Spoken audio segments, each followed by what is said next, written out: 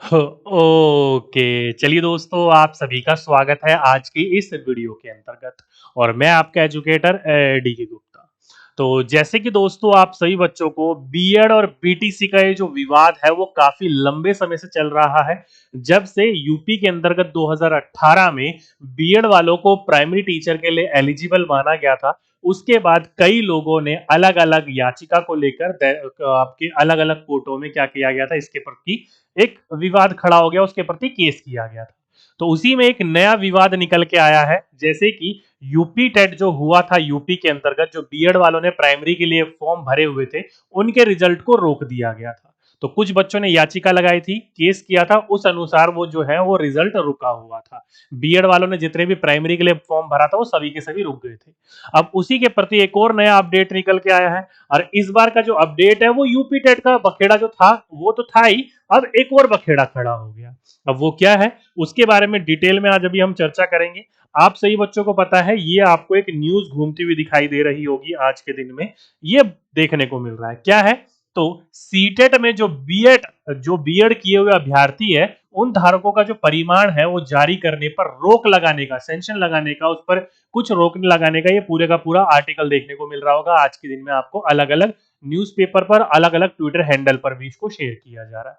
इसमें क्या कहा जा रहा है, इसमें कहा यही जा रहा है, जो अभी आपका सीटेट 2022 का एग्जाम हुआ था, उसमें कहा जा रहा है कि जितने भी बीएड डिग्री धारक है, जिन्होंने अपना पूरा का पूरा वो बीएड करके प्राइमरी के लिए, वैसे देखा जाए तो जो बीएड शुरुआत में कहा गया था कि ये जो है वो आपका क्लास 6 to 8 के बच्चों के लिए होगा, यानी कि अपर प्राइमरी के लिए होगा। लेकिन 2018 के बाद इसको विवादित कर दिया गया, जब इसको एलिजिबल कर दिया गया था 1 से लेकर 5 तक के अभ्यर्थी, यानी कि स्कूलों की शिक्षा जगत के लिए। तो उसके बाद अलग अलग इस चीज के ऊपर मुहिम आती रही। तो शुरुआत में जब इस चीज के ऊपर कुछ बच्चों ने अपना केस जारी करा था, तो उस पर आपका यूपी टेट के अंतर्गत जितने बच्चों ने भर रखा था, जो डीएलएड बीटीसी वाले थे, उनका तो रिजल्ट आ गया था, लेकिन बीएड वालों का रिजल्ट रोक लिया गया था।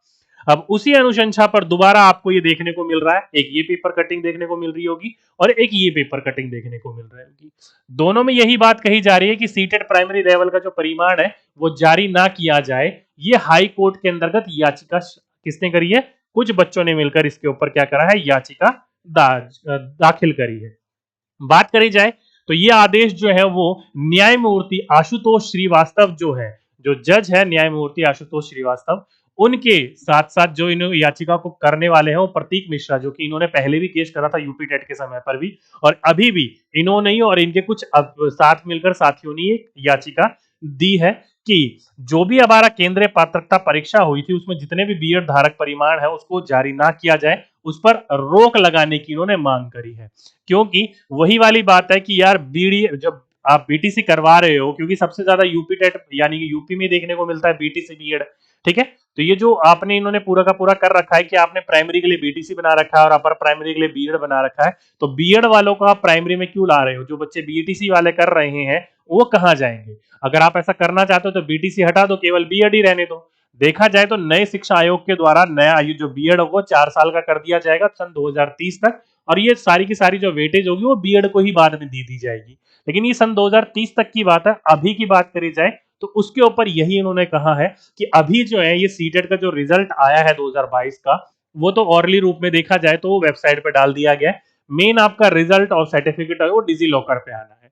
तो कृपया करके अभी के लिए इसको रोक दिया जाना चाहिए, और इसी चीज के ऊपर ये कुछ याचिका फाइनल करी गई है। तो इस तर्क के आधार पर आप लोग ये कह सकते हो कि जो पहले तर्क दिया गया था रीट में, फिर दिया गया यूपी टेट में, और फिर दे दिया गया अब ये सी टेट में, मतलब धीरे धीरे करके सभी टेटों में अटकने लगाई जा रही है। आपको याद होगा ये सबसे पहले जो शुरुआत हुई थी वो राजस्थान से शुरुआत हुई थी। राजस्थान में सन 2018 में याचिका देकर उन्होंने बिल्कुल ही बाहर कर दिया था बीएड वाले बच्चों को प्राइमरी से।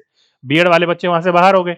फिर ये याचिका ये इन्हीं प्रतीक मिश्रा के द्वारा दाखिल करा गया यूपी टेट के लिए। यूपी टेट में जो बीएड वालों ने भरा था उनका रिजल्ट ही नहीं आया, बाकियों का आया लेकिन बीएड वालों का रिजल्ट नहीं आया।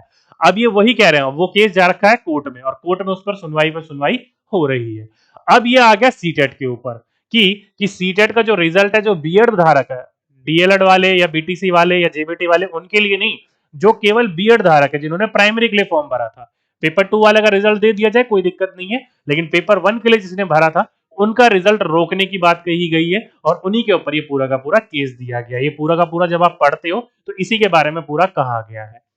ठीक है, तो फाइनल अभी तक इसकी सुनवाई नहीं हुई है, फाइनल अभी तक रिजल्ट नहीं आया। बस यही है कि अभी तक जो है बीएड वाले जो जिन्होंने बच्चों ने प्राइमरी 1 के लिए भरा था उनका रिजल्ट रोक लिया गया, वो अटकने आ गई हैं। अब जो है बीएड वाले बच्चे जो है प्राइमरी के लिए वो थोड़े संकट में देखने को मिल रहे हैं। ठीक है, अब फाइनल रिजल्ट क्या आएगा वो तो 4 हफ्ते के बाद ही पता चलेगा, क्योंकि इसका जो रिजल्ट आएगा इन्होंने पूरा का पूरा कहा है कि इसकी ये जो याचिका करी गई है वो 4 हफ्ते बाद इसकी सुनवाई होगी। अभी इसके ऊपर पूरा का पूरा ये निर्णय नहीं आया है, तो 4 हफ्ते का वेट कर लीजिए, 1 महीना का वेट कर लीजिए। 1 महीने के बाद पता चल पाएगा कि कौन कौन बच्चा एलिजिबल है, कौन कौन नहीं है, कौन कौन किस में भर सकता है, कौन कौन किस में नहीं भर सकता है। ठीक है, अब आप लोगों की क्या राय है आप मुझे नीचे कमेंट बॉक्स में लिख सकते हो, लेकिन उससे पहले छोटी सी बात मेरी तरफ से भी, ये देखा जाए दोस्तों, हाई एजुकेशन जो है वो लोअर एजुकेशन के लिए एलिजिबल होना चाहिए। मेरी तरफ से ये मेरा सोचना है, ये मेरा मानना है। कई लोग मुझसे सहमत होंगे और कई लोग मुझसे सहमत नहीं होंगे, लेकिन मैं इससे भी खफा रखता हूं कि यार जब आप लोअर को कुछ समझ ही नहीं रहे हो तो उसको खत्म कर दीजिए, सारे बच्चे अपर वाले को ही भरेंगे। ठीक है, तो इसलिए आप लोगों की क्या राय है? कुछ बच्चे जो होंगे वो कहेंगे यार ये बीटीसी वालों के लिए गलत हो रहा है, कुछ बच्चे कहेंगे ये बीएड वालों के साथ गलत हो रहा है। ठीक है, अब ये क्या है क्या नहीं है सीन, अब सरकार अटकने पे अटकने लगाई जा रही है, देखते हैं क्या आता है क्या नहीं आता है। आपके मन में क्या चल रहा है इसको लेकर आप मुझे नीचे कमेंट बॉक्स में जरूर लिखकर बताइएगा। ठीक है, तो अभी के लिए इस पर स्टे लग रखा है, 4 हफ्ते तक का ये पूरा का पूरा मौका है। 4 हफ्ते बाद देखते हैं कि बीएड वालों को एलिजिबल माना जाएगा कि नहीं माना जाएगा।